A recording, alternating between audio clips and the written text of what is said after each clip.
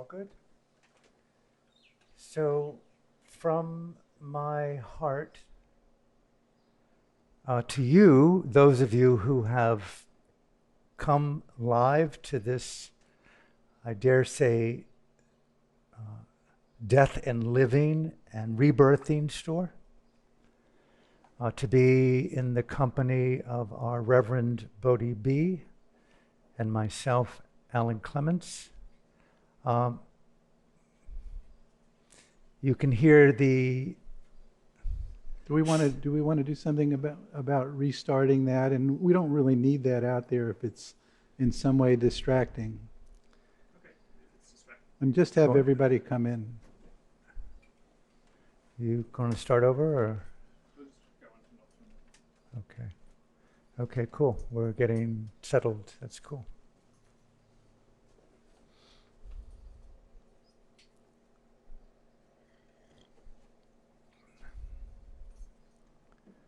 So this is a begin from the beginning? No problem. You're comfortable? Okay. So tell me when we're ready to go and I will begin. So greetings to you, my friends, wherever you may be in the world today, tuning in to this super rare, mystical human moment. I'm honored to introduce our beloved Reverend Bodhi Be here on the island of Maui in Hawaii, planet Earth, galactic eternity, in what's known as the death store.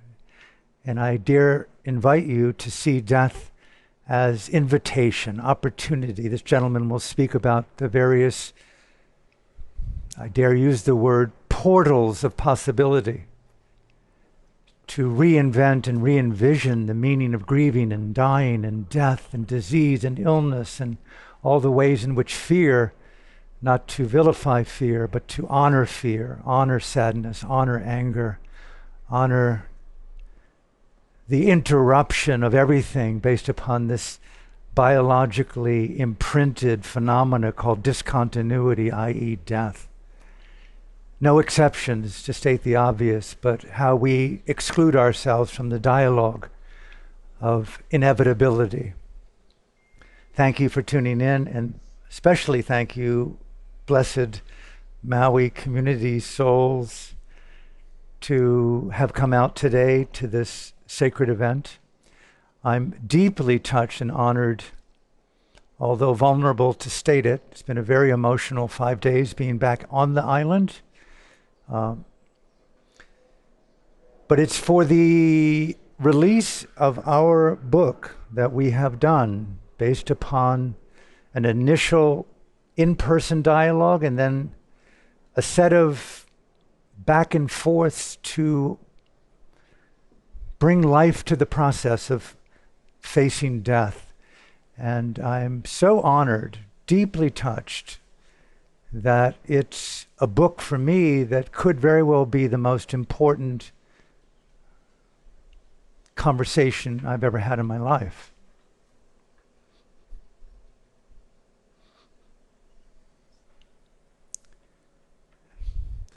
And I am deeply honored to say that it's been, I want to say captured, but it's been released into timelessness on the blessed pages of this short book meant to be felt, read in one sitting. It was purposely done to sit down for an hour and feel into this conversation, to bring to life, for me, the gift of this gentleman's vision, which he will explain. I will talk a little bit about it. A way of inviting the world to participate in the collective vision initiated by the Death Store and the good people here on Maui through the Reverend Bodhi Be. We'll be talking about that. And I want to thank Barnes & Noble and Amazon and the hundreds of other online bookstores around the world that are carrying Facing Death, and I want to say the subtitle, A Conversation with the Reverend Bodhi Be.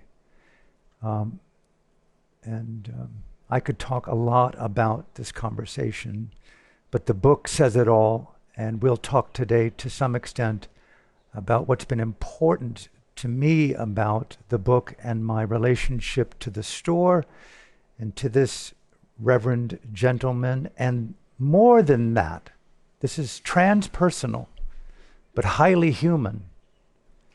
A vision that I have not seen in my humble years on this planet like this. Vision being instigated and patiently enacted by the good folks at this place. The Death Store is not a small store. It's global. It's galactic. It belongs to every human being beyond religion, beyond country, born, about to be born, dead, rebirthing. We have touched the ultimate psychedelic. It's coming through the portal of this living and dying store in Haiku, Maui. Go to the website repeatedly. This is one of those things, if there's a word beyond viral, I'm saying instantaneous everywhereness in all ways right now. And I've met some very interesting people in my life. I pride myself, not that I'm interesting, but I have a very good skill at adventuring the world at great odds because of this innocent thirst in me. Maybe you share it, to discover things that you don't really know much about. And you seek out people who've dedicated their weeks, their decades, I dare say their lifetimes, to a very small or macro phenomenology. Death is so prevalent, but so rarely not talked about alone, but discovered in the uniqueness that I have found in conversation and association with the Reverend here. Death is everywhere, we know that. There are many books on death, but not like Facing Death with the conversation with Reverend Bodhi Be. And I think if you read it and see it and share it, you will see that we're offering, this gentleman is offering, together we're offering with you, something that is far larger than the dialogue that I see, even the most contemporary edges. No judgment needed. Everything is important.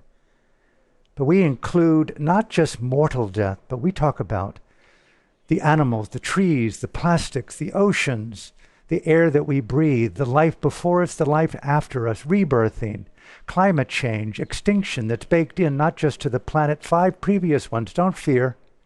Death is not something to be feared. Yes, it's a shock to the conditioning of our humanness, but that is a propaganda. That's a conditioning. Rare do we find someone who translates the conditioning, and I say it mildly, we're in an age of mass propaganda, spiritually, politically, socially, across the board, existentially. Rare do you find a translator of the propaganda, the conditioning, the spiritual religious correctness, like this book and like this gentleman. Yes, I'm invested. And I will end here and turn it over to the Reverend Bodhi Be. We'll have a chance to have a conversation at the end with questions. A couple of minutes about my own circumstances, which brought me into the company with this gentleman, is that many of you who do watch my podcast and know me personally, I spent a year in 2019, 2020, and part of 21 in lockdown, mandatory lockdown in Los Angeles, where I lived alone, I would say monastic-like. And in that process, I contemplated life and death.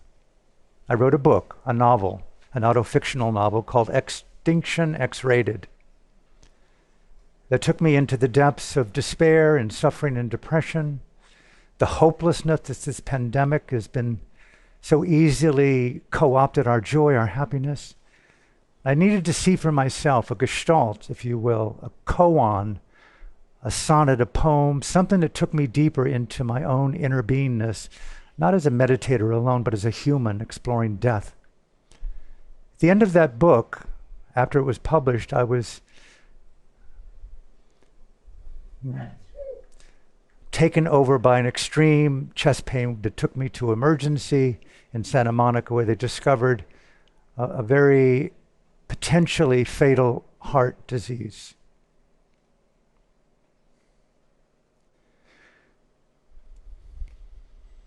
In the process of discovery, I realized through surgeons and consultations the extreme intensity and invasiveness of the surgery to possibly extend my days and weeks and maybe years in this life. It was a challenging decision, and it remains to be the ultimate conundrum that I'm in process of resolving. But here I am 13 months later.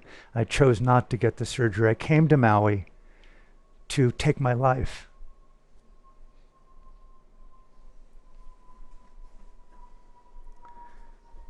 And it's one of the only 4 states in our country that allow you, under rigorous psychological, medical examination, to be granted the right to be given these, I call them rebirthing substances, the elixir of transition, a pharmaceutical set of drugs that within a few minutes, with hospice care and doctors nearby, if you so choose, you transition to the great mystery.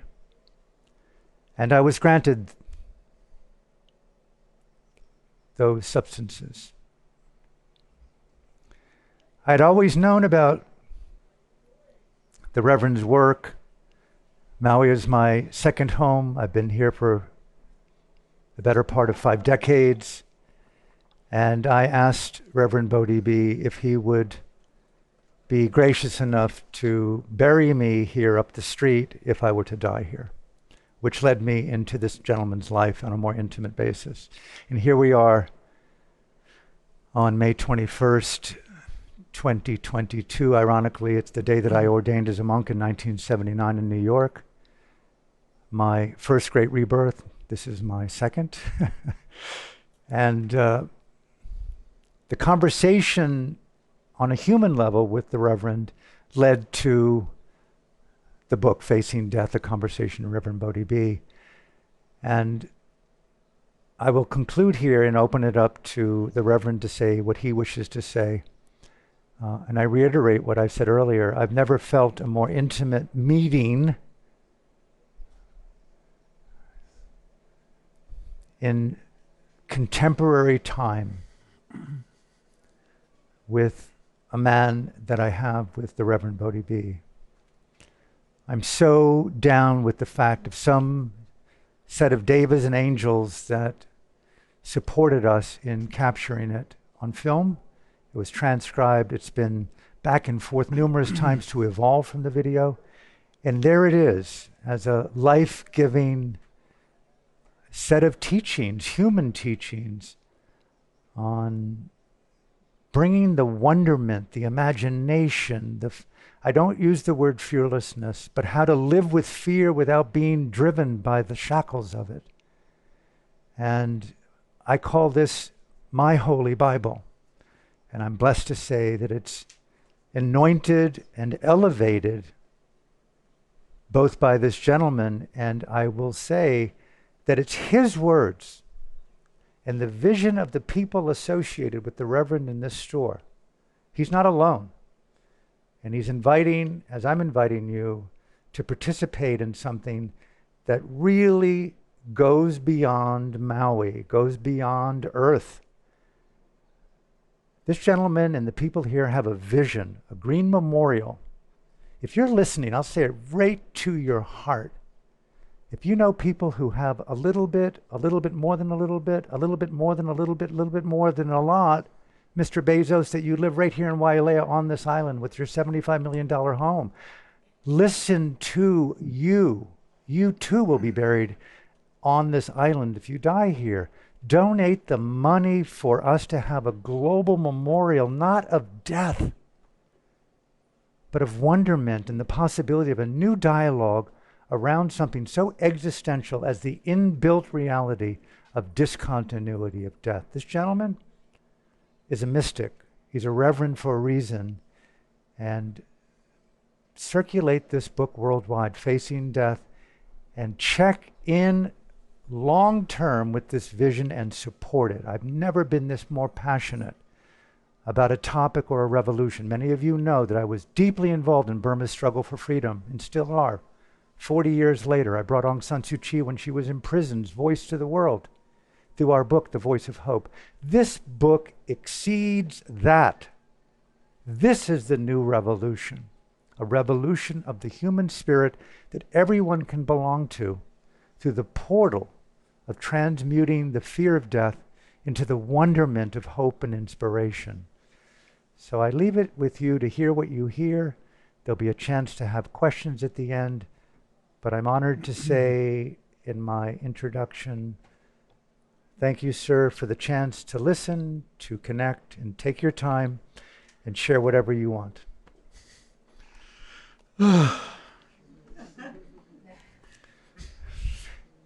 Thank you. You're very welcome. Honored. Well, first I want to give thanks to my teachers, those in body and those elsewhere, for helping me get here. Big time. People ask me, why do you call it the death store? You're doing such important work, why call it the death store?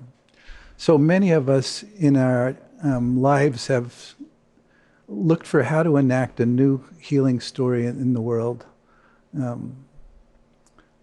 A regenerative, sustainable life story about life. And on that path, we looked for what was broken and why there's so much brokenness in the stories that is playing out still. And I found my way to the death piece as one of the pieces at the core of why it is broken, that we've pushed death out of the story. We are incredibly death-phobic, death denial, death aversion. You don't see it at the mall. It's barely represented in the community at all.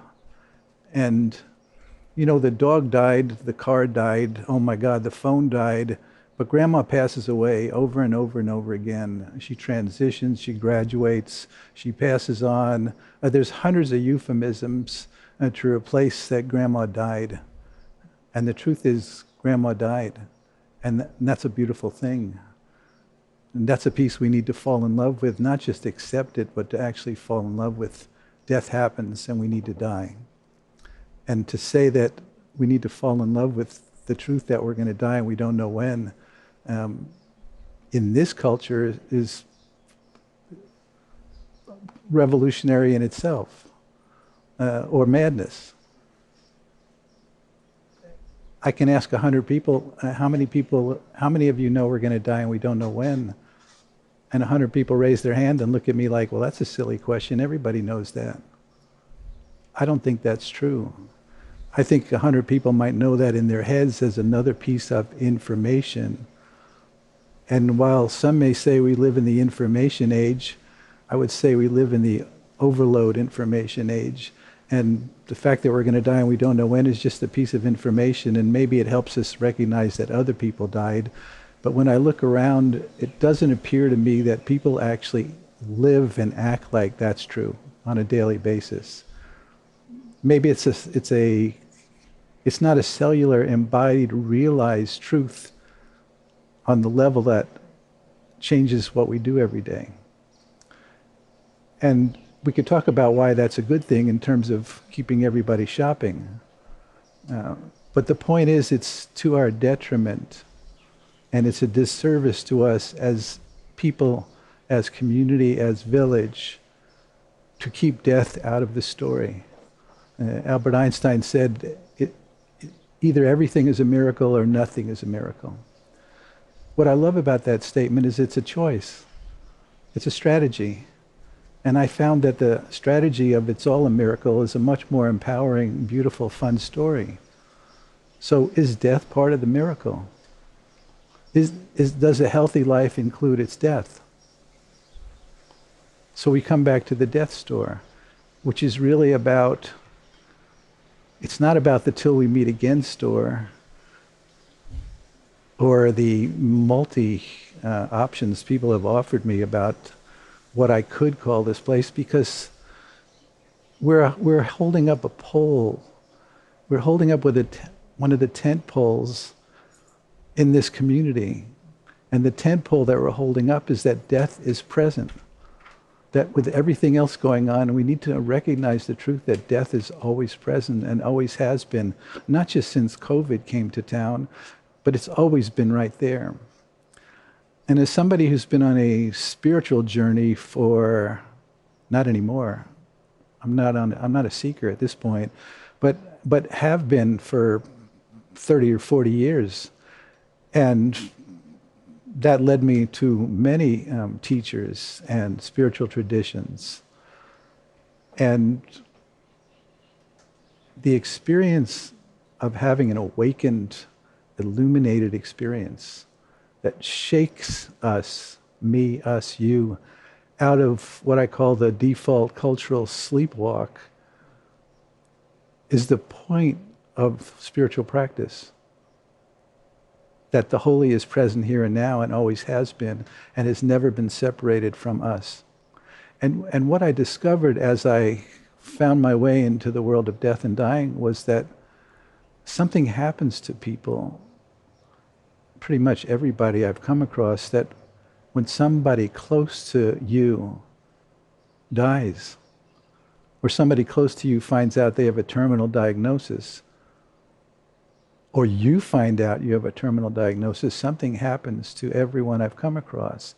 And what happens is people are shaken into here, now, the preciousness and fragility of life. And it points us to what's most important in our lives, which almost always is about our relationships to the people we love and care about. That to me is the spiritual experience, to shake us into full life living in the present, in the presence of the holy, in the fragility and preciousness of how quickly it all can change and does. And so in becoming a minister and in teaching about our relationship to the holy, to me it felt like death awareness, death teachings, was the most powerful thing I'd come across into how quickly people would shift. It certainly has for me. And in being a funeral director, running a nonprofit green funeral home, and being around dying people, and being around dead people and their families, is changing my life, big time, really big time. I'm not lazy anymore. Unless I want to be lazy. I'm really good at it when I want to be lazy. I don't procrastinate anymore. I've had too many experiences of I wish that wasn't the last time I spoke to that person before they died or saw that person before they died. And that's really led me to be more aware of when I'm standing in front of someone and connecting with someone, that this is it. Right here. Bring it all to it right now. Don't leave anything out. Don't leave anything unsaid. Don't wander off somewhere. Be fully here and engage. This is the moment. And too many of us think we have lots of time. A certain amount of entitlement that we deserve 80 or 90 years. And if we don't get 80 or 90 years, we've been ripped off. And that does a tremendous disservice to how we live our lives. That sense of entitlement that we have more time, we'll get to it. That's one of the reasons why we're not fully present and alive here and now, because we've got time to get it all together and show up. Now that's an illusion, and that illusion often gets dispelled, again, by either a diagnosis or by having somebody really close to you die. So the death store, it is actually known around the world now. One thing about the death store, even though there are many people who've said to me, it doesn't matter what you're doing in there, I'll never walk into a store called the death store. And I get that. In some ways, it's kind of like shooting myself in the head to create a giant speed bump for people. And at the same time, people hear about the death store. It breaks through the overloaded information pool out there, and somebody goes, the death store? So it's very effective in breaking through, and it is the death store. You know, people come here because they either are dying, or they're caring for someone who's dying, or they're grieving the death or the approaching death of someone, or they're grieving a death that happened years ago. And I see over and over again now, and this is very new to me, that love and death are twin sisters. And that's huge. Because we're so grief illiterate in this culture that we're supposed to get over it and move on. And why are you still grieving? Don't you need to see a professional? Often from well-meaning, caring friends who themselves become uncomfortable in the presence of grieving. I think because so many of us have not given ourselves the freedom to grieve what needs to be grieved. And if you care about the world and you pay attention to what's happening in the world, a lot of us are grieving what's happening in the world.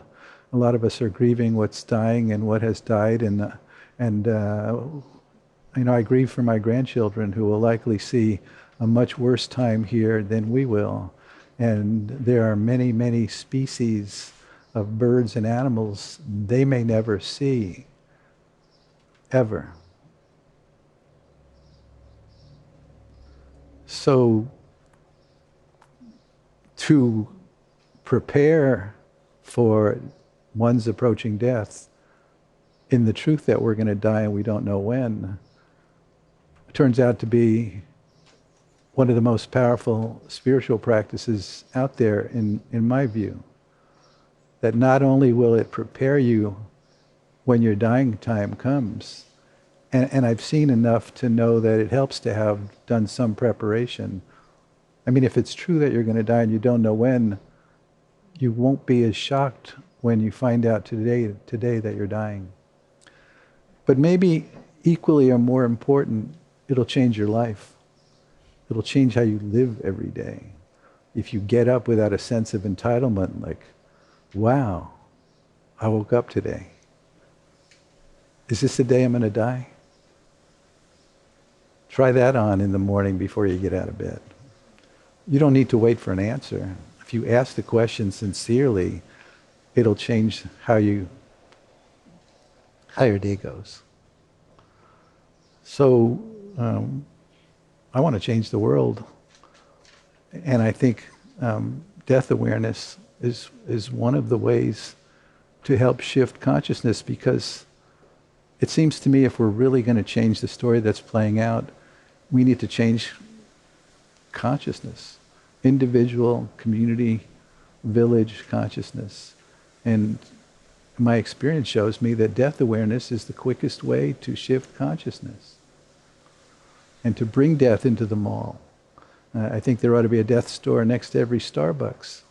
I've gotten a little more conservative. Every other Starbucks would be great. To bring it out, and we are an educational community resource center really to provide counsel and support and education in I would say a very warm, welcoming environment. And being nonprofit, we're not selling anything. We're ministers. It's a ministry. And we want to take it back from industries that are charging enormous amounts of money and often employing very toxic practices. And the vision that Alan alluded to is about a burial ground in the midst of a park and a sanctuary and a children's playground and a pet cemetery and an artist's workshop for kids to design tiles with their animals, their pets' names on them, to add to an altar in the pet cemetery, a place you want to go to walk for a reflection, contemplation, and to recognize that the dead they're not gone, that the past is not gone, that the future and the past meet here and now, today. So that's kind of what I'm up to, and I seem to be more and more being called on for grief support, which is really about encouraging people to let the grief have its way, that it doesn't need to be controlled or coached, that it just needs its time and space to be and to find its way into expression and life. That maybe the most important work we do is living with a broken heart. Not about fixing or getting over in terms of how we make friends with suffering. The recognition that we're not always supposed to be happy all the time, that we're supposed to be deep people, so that we be creative, that we experience beauty, that we love each other. So love and death and grief and gratitude are all wrapped up in a life well lived, so that when your dying time comes, you can die well because you lived well, because you did the work of healing relationships, of taking care of unfinished business, of living a life where you added value to your community. Because the alternative is what I see is a tremendous amount of regret and suffering for an unlived life. Wait, how can I be dying now? I never got to live the life I wanted to live. I lived the life my parents or my teachers or my friends or the culture told me what life was about. And I never listened to my own heart and followed the passion to live the life I really wanted to live. And I've seen that enough times to see that that's a cause of suffering. That's self-judgment day. There's a lot of work to be done with people who have not done the work in their life to live a full and real and loving life. And when people are dying, they don't wish to have spent more time working. They wish with all their hearts to have spent more time with the people they love, people they care about.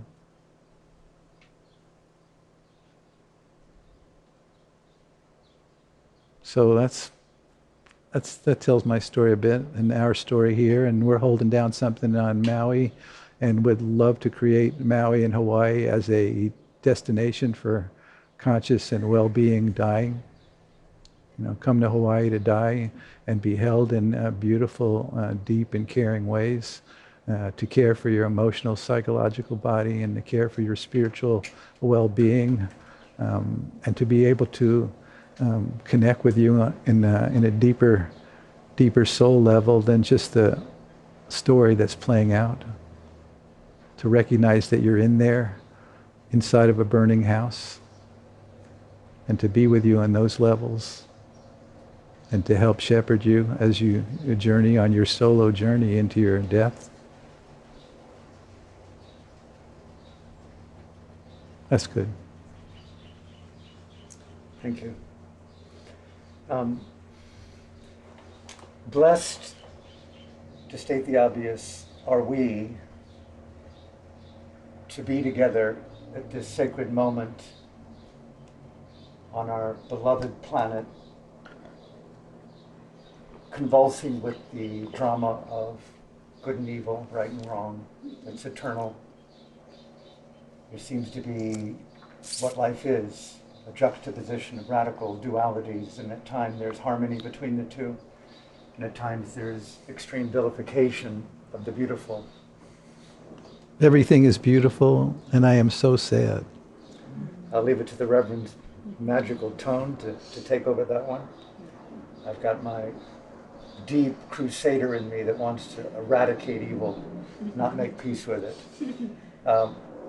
A few words, and then opening it up to the good people here who may have something to ask or dialogue about. I wish there was a way in which we could talk online, but please open your heart and communicate it telepathically through people here. One of the things that being in the vicinity of death, in my own personal case, maybe you could relate, is that it's never been, and I say this with tremendous pause and truth, I've never experienced such a radical gift as a diagnosis of a fatal illness. I know that sounds like super magical thinking from too many LSD trips and not enough sanity trips. No, it's something I've heard too many times, that people really got shaken into wakefulness upon getting a terminal diagnosis.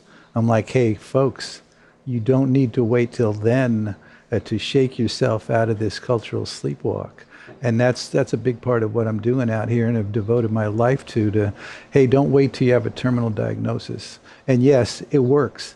You get a terminal diagnosis and everybody I've talked to is like, wow, I never felt so alive in my life. I was just shaken into this, as I said, the fragility and preciousness and rawness of, and also how beautiful it is. Don't wait. And, you know, in the book we cover a lot of these topics, but there's this sense that death brings you into the moment, but the moment isn't as narrow as the now. And there is no now. This is why I had a conversation with this gentleman. It's in the book. Just like that, it's gone. And there's this elongation of time through the portal of immediacy for me.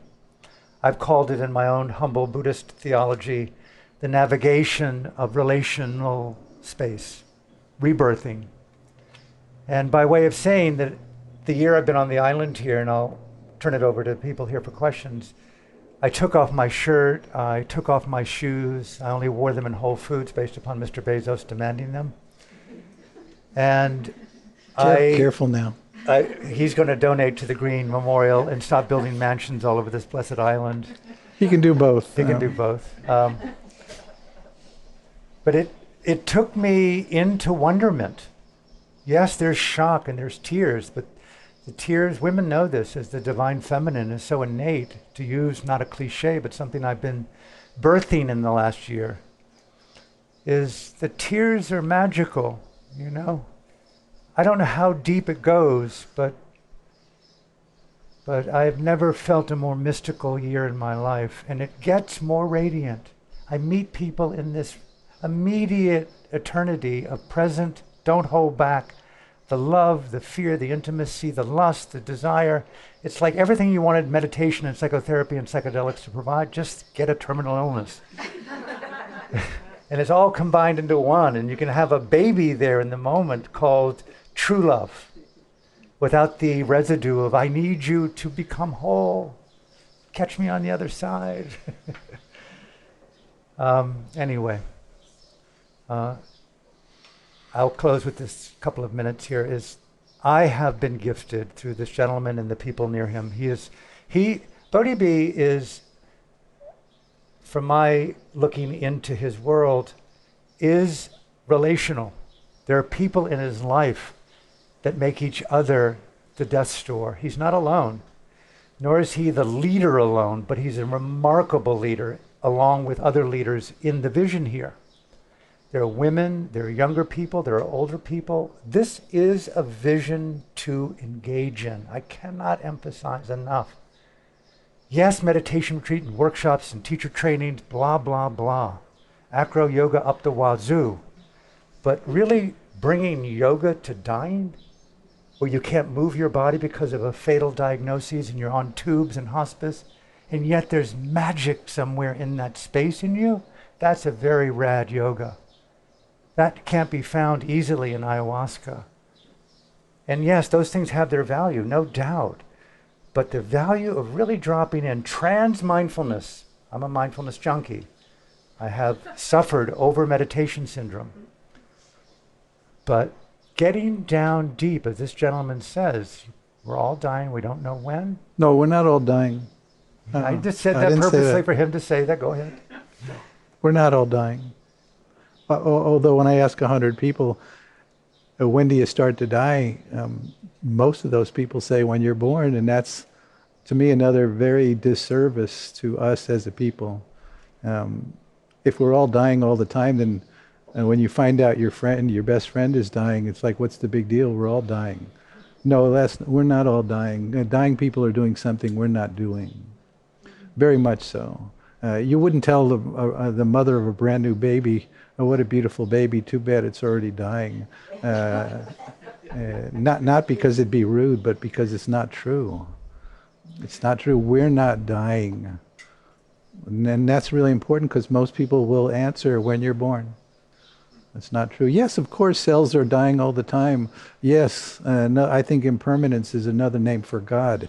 There's change happening in every moment, in our bodies and everywhere else.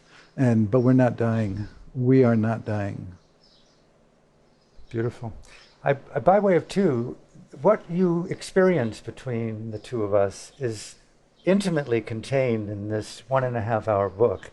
And it's not like it's all, friendly talk. He and I get down. I only sometimes agree with Alan. And listen, I don't sometimes agree with God.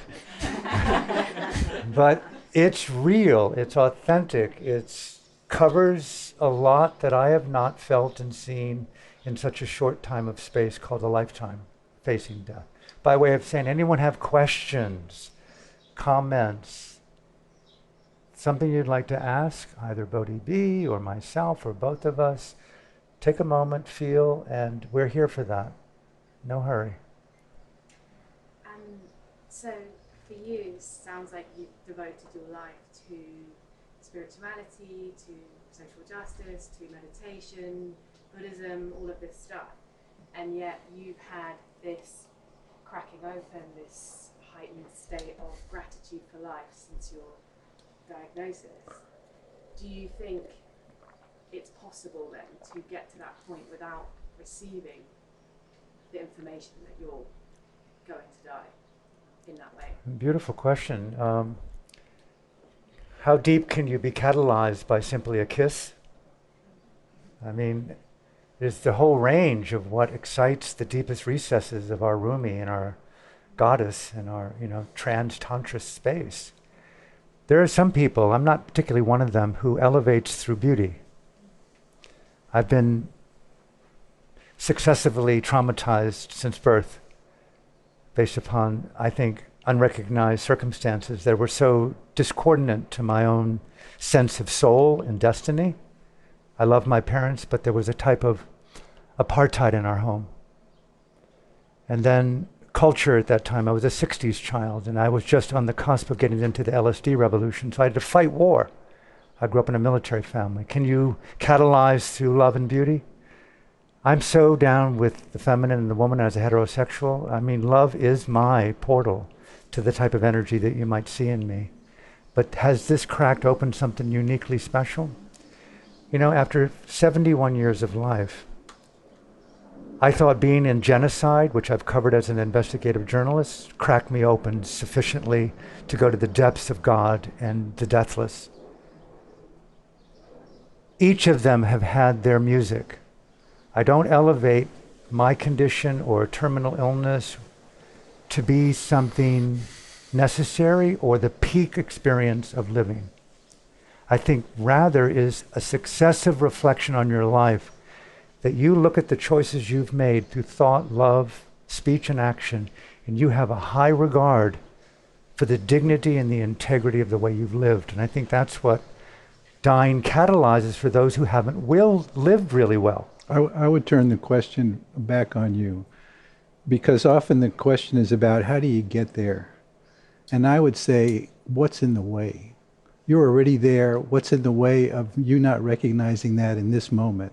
And that's a question I ask myself, and that's a question for all of us. It's not somewhere that we're not already there, and in the recognition that that in fact is true, that the holiness moves here and now in each and every one of us, and is present in this space in such a much bigger way that we wouldn't know what to do if we were just in this space. We'd hardly know what to do in the recognition of the miracle that's happening in this moment. So what's in the way? right? Our beliefs, our judgments, our fears, our stories, right?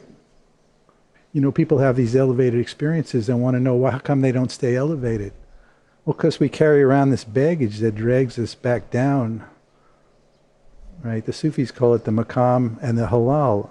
And the more we have these elevated states, the more we recognize where we want to be. So some people just want to take LSD every day. I did for a while. Seemed like it made sense. In fact, I wanted everybody to take LSD for a while. In fact, we plotted on how we could make that happen. But the truth, in fact, Ram Dass said a beautiful thing after an LSD trip. He said, all this time I thought that I came down after an LSD trip. An example of that is you have this amazingly elevated, expanded experience, and you walk in and there's a pile of dirty dishes that somebody left in the sink, and a lot of people just went, bummer. But the dishes didn't bring you down, and that's what Ram Dass finally realized, that he didn't come down, he climbed down. And that's for all of us to recognize that what's in the way. What is this baggage, these stones that we carry around that keep coming back to the default cultural sleepwalk, or whatever you call it? You know? Key point, deep walking cultural sleep states. In the book we covered this, you know, breaking out of the conformity of capitalistic, cultural, competitive slavery, for me, brought me into the adventure of my choices in the context of mystery. It took me to a monastery. It took me into writing films when I didn't think I could ever do it. It took me into writing books when I didn't think I could write books. It took me to stages where I didn't think I could do spoken word.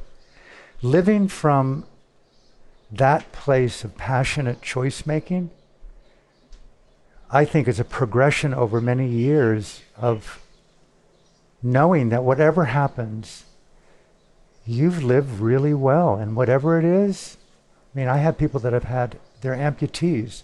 I talked to one of my dearest friends the other day who's lying alone in Burma in cancer pain without medication.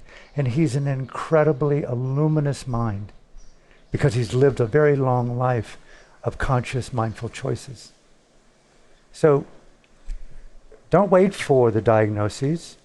Make haste to crack the coma of why the hell am I doing a job that works but doesn't really satisfy what?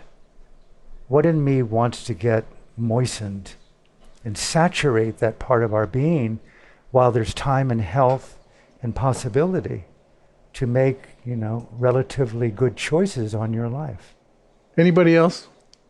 He'll go on and on. I'm dying, he's not. We don't know which one of us is going to die first, right? We don't know, right? I just had a bout with COVID, and physically I had a very mild case, but I went into this deep despair. Really blew my mind.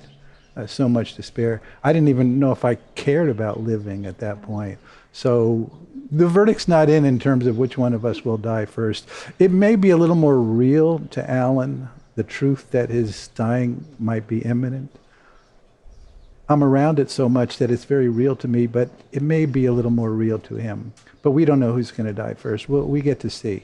In fact, we all get to see. We're kind of all accompanying each other this doorway. And maybe we should have a lottery to see who's next, because now we're watching our parents and our friends dying. And then there's things like war and genocide, where it happens in mass. It's not an elegant process. One by one does God take us. I've been in, unfortunately, in war zones as a journalist. And people like you and me and all of us, next thing you know, they're at a village city down the street. Next thing you know, they're at your door. Next thing you know, you're living in Sarajevo with bullets to even get water and food. Next thing you know, you're dead. My friend just told me the story. He was in bed and the glass fell off the shelf and shattered, and a piece cut him on his leg where he started spurting blood. I mean, these stories are all over the place. There was an old Japanese couple in Manoa Valley that was sleeping one night when a big boulder up on the hill just rolled down and crushed the whole house. And I don't get into these stories about, well, karma, or, I mean, these people were probably fine people, and you could be doing everything right. And boom, Boom. And was it their time? I don't subscribe to that either. I'm going to lead a memorial for a young person that ended his own life. Tomorrow I'm going to lead this memorial. And was it that person's time? I don't subscribe to any of that. Karma, I don't think we really understand karma. I mean, as a cause and effect, yes. As a past life or a future life, we get caught in the sense of we think we understand time. But we only mostly understand a linear sense of time, and that's only one kind of time. So karma may have nothing to do with anything once you die, or how you got here, or why things happen to you, or are you being punished? Or the Bible says the wages of sin is death. Death as a punishment.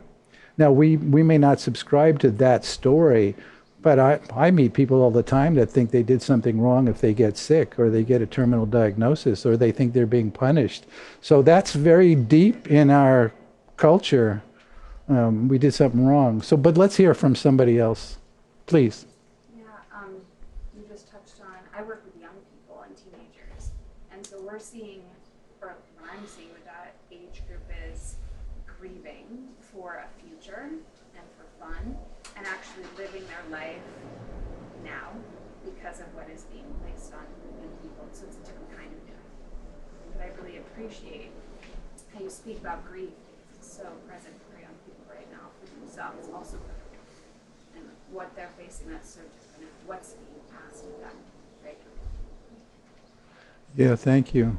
Yeah, well, you see much more anger and much more outbursts in very strange ways in our country now, and sometimes the source of that is this deep sadness and grief that has nowhere to go and doesn't feel culturally accepted. And so people who are normally anxious or angry or upset are more angry and upset, and more people are acting out, and we're seeing it. I mean, how sad and horrific, how commonplace these random acts of horrible violence are happening. And you can connect that up to where people aren't being heard, aren't felt heard and seen. Life has become cheap in that way. Thank you. Somebody else, please. Well, I'm in the age group where I'm thinking death is more of like a spiritual emergence than an emergency. So I'm very blessed. But what I want is a very practical question. When someone is ill and they're given that kind of diagnosis, at what point do you guys come in? Well, we're not chasing ambulances, if that's what you mean. We're at any point where people call on us, and that could be healthy people that are curious enough to want to get educated and step beyond their fear, not necessarily become fearless. I don't think you need to become fearless. I just think you need to not let your fear get in the way. So people healthy people come find us. But when, as much as I like to go knock on doors and said, "Have you thought about death lately?" That's not my work. So we're here and we're trying to make our presence known, so that we're the people to call, and oftentimes we are. And when you say, "Well, I'm at that age," I think that's a funny notion, because people come in here and they're in their 60s or 70s or something like that, and they say something like, "Well, we realized we're at that age where we need to start thinking about death."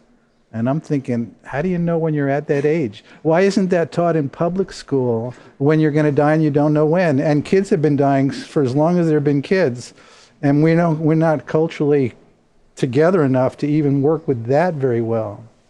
So yeah, but thank you. Yeah. I have a question for you, Alan. Yep. Very personal question. Yep, sure. Why did you choose not to do the surgery that could have extended your life for who knows how long, and instead to say, no, I'm Good Yeah. question. In a nutshell, please.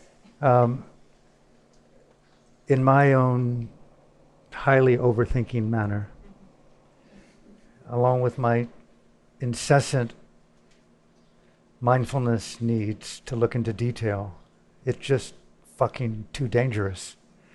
And the downside from significant cognitive decline to blood clots to heart attack to a wound that doesn't heal and incessant pains to being on pharmaceuticals for at least a year, sleeping pills, antibiotics, Ativan, on and on and on. I hate pharmaceutical drugs. I like good drugs, but not bad drugs.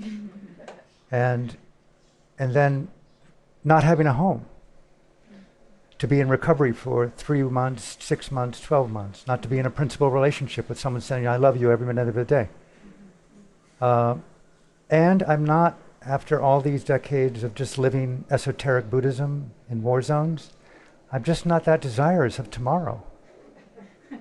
I've lived well. I don't need to write another book or make a film. Love is still there. I want to be in an intimate kind of, but I am in an intimate space with people, men and women, children, God.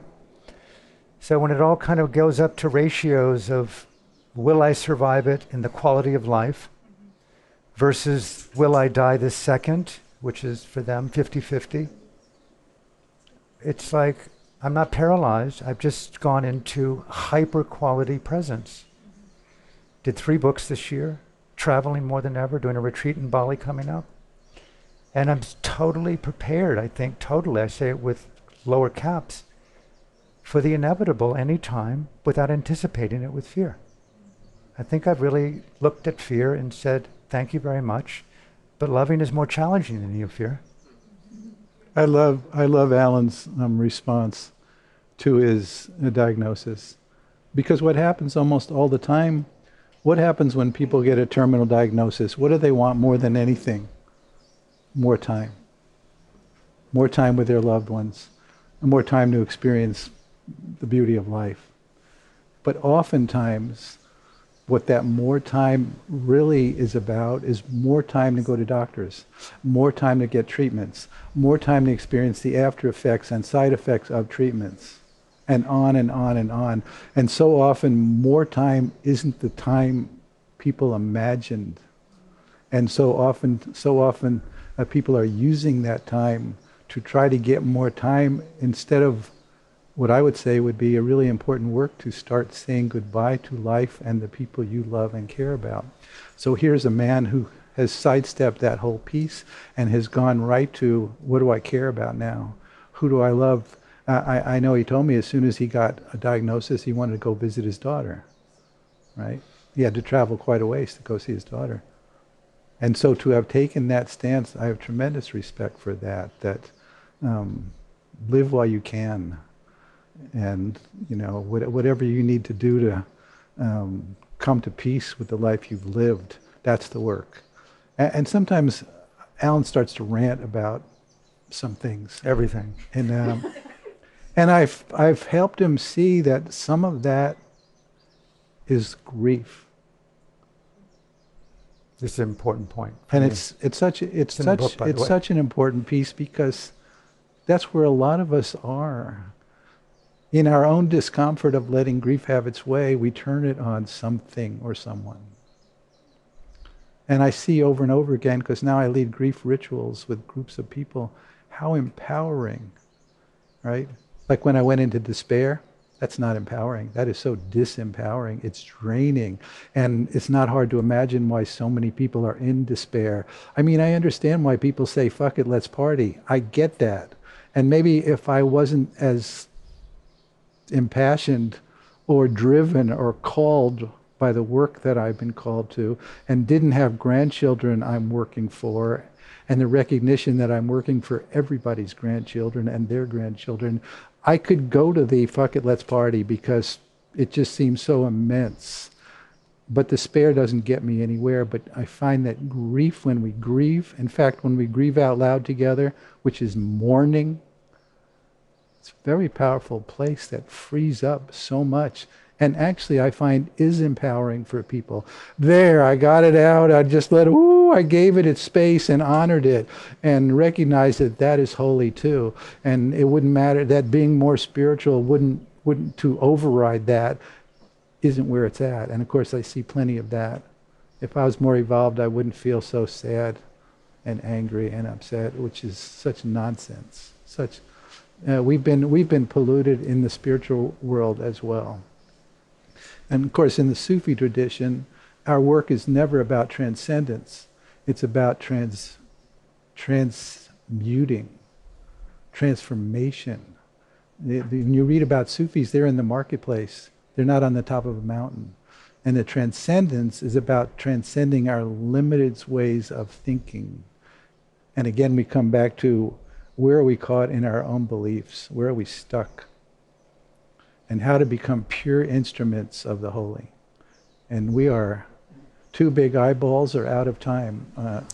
No, we're going to go a little bit longer. Let's go. This is very rich. And here's somebody. But before you, if I can just one more minute with your question that came up. Two other things that I think are really important, not only for me, but I think people who may be listening, is that my diagnosis came in the midst of a pandemic where the controversy, and I say this with tremendous caution, the controversy of pharmaceutical wisdom and tyranny became a global issue. So the medical industrial complex became synonymous in many of us with the military industrial complex, the pharmaceutical industrial complex. And so people are telling you, save your life, Alan, through surgery, are the same people firing doctors because of their own science and investigation around vaccinations. So it became a real, for lack of better terms, who to believe in a disconnect. The other thing is, and I know this is a little bit like magical thinking, and doctors tell me they've never met anyone who's more good at magical thinking than me, and denial. The two sometimes are indistinguishable. I'm spiritual. That I believe in not just the miracle of life, which Bodhi Be quoted Einstein, living as a miracle, but I'm working into that and including what he's helped me with including taboo areas of emotions. Grieving has always been off the table. And I say through this gentleman, as he's reminded again to all of us, saturate it with love, to quote him. Something close to that. So my point is, I'm not preparing to die alone. I'm engaging in what I call the Dhamma Cure. I've devoted my 5 decades of Dharma life to meditation, to controversy, to inquiry, to miracles through meditation. I've seen people heal with terminal illnesses in meditative environments. So I've given myself over to that, with psychedelics, with dosing, to meditation, to yoga, to intimacy, to love, to sexuality. And I am thinking, if I can just keep doing it, there's an alternative to the military, medical, pharmaceutical, industrial tyranny that, guess what? Miracles not only are self-evident if you are opening your eyes, but you can transform even something like a fatal illness if you've got the right state of consciousness. Call me, I'm channeling my inner Joe Dispenza or something, I don't know. More power to you. But I feel that to be a very quiet passion for me. And it's a whole other, well, it's in the book, and I'll leave it at that. So, Alan, I was playing back to the very first thing you talked about in coming here and having a transition, it appears, from what you said, of where you were with your possible death and your diagnosis, engaging with Bodhi Be. I'm guessing, correct me if I'm wrong, that there was a transformative time period there where the fear of dying was accepted in a different way through the engagement that you'd had with Bodhi Be, for you to come to a different way or path around your fear of death. How did that play in, if it did? Well, and I don't say this with any heroics, I've not had a fear of death. I've been in war zones a lot. And I've said I love you to the key people. Bodhi Be, thank you for bringing up about my daughter. I've done what I had to do with intimacies. I've made amends with the past and the present and the future.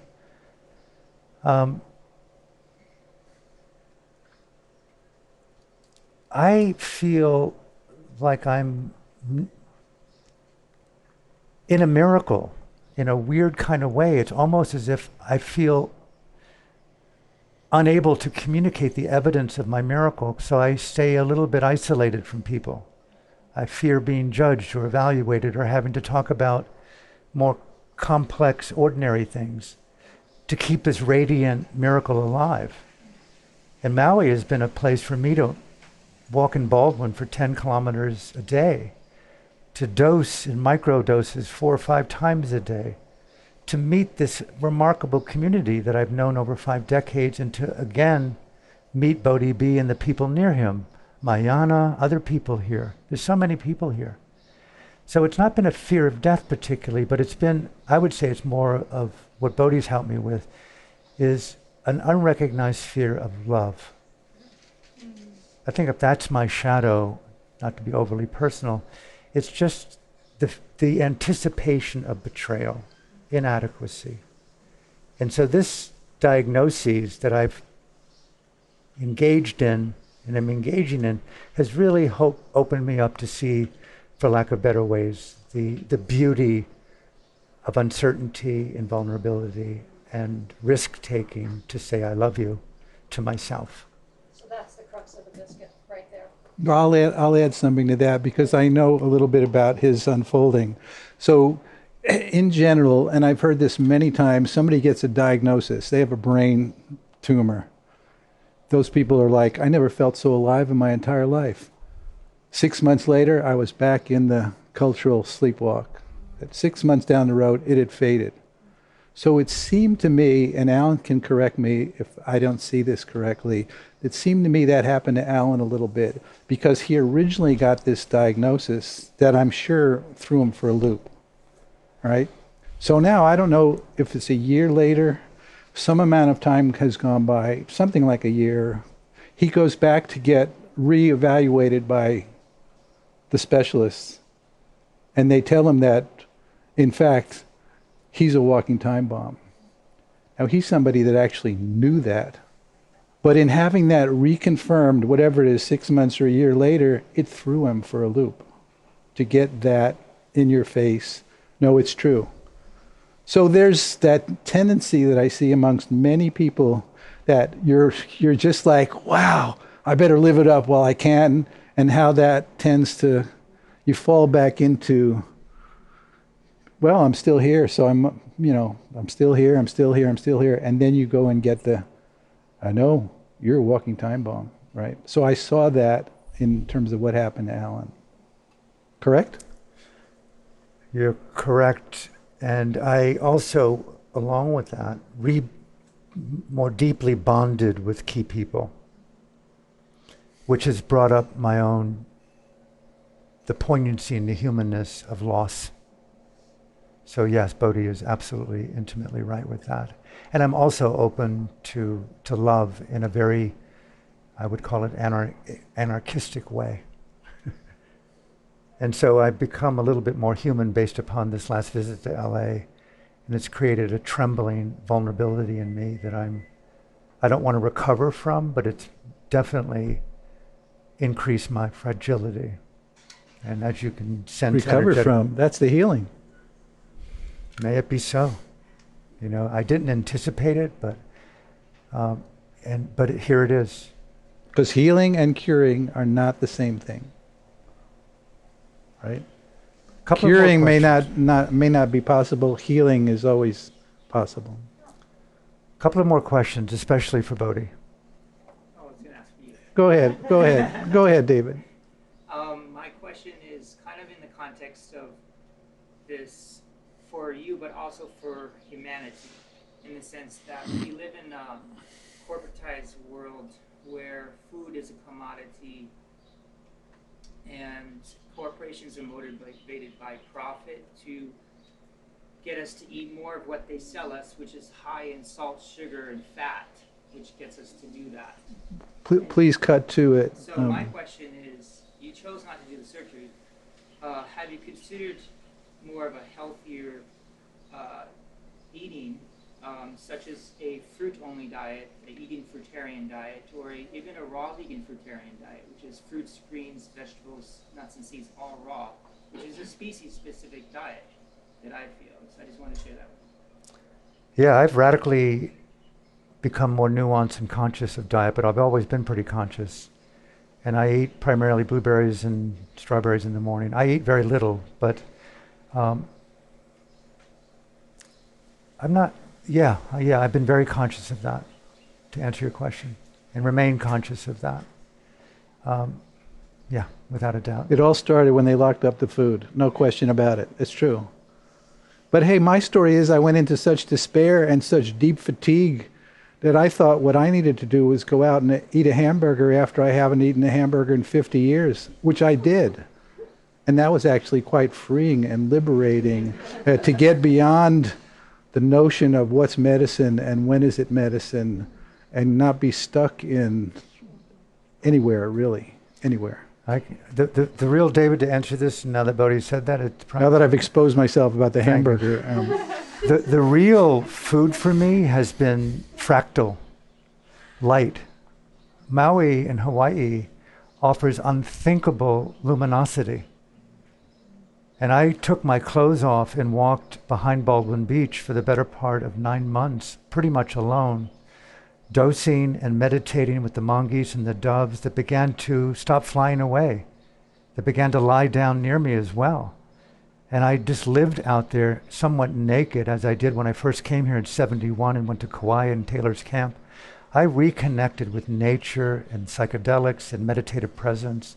And I've never found a healthier, more dynamic, transformational energy than light and air and intimacy and reflection and all the other things that come with, my spiritual life, my human life, and diet as well. But light has been the new one, and nature. I just came from Vancouver, and I felt somewhat imprisoned by electrification. 4 walls, cars, buses, fossil fuels, the death, the march, money, cards. And it's like I came back to Maui and I started to cry because of the light, because of the nature. And I raced to Baldwin, I raced to Deer Park, and I take my clothes off out there for risk of being arrested. And I feel like I've come home to a type of heaven. So to answer your question, I'm trusting this intuitive pulse. And I'd love to get naked with the divine feminine, called partnership with the woman, the God, and I feel like I'm very into that process of making love with the most pure place in my life, through diet, through light, through nature. Better give your phone number now. Well, that's sort of my way of doing that, but I've met someone recently I like. Namaste. That's the last. Thank you for the rave. That wasn't a rant, that was a rave. Hi, I'm completing a comedy self-help book about breast cancer, and I have to say a lot of what you've said has been incredibly inspiring, and I would love to reference your book in mine.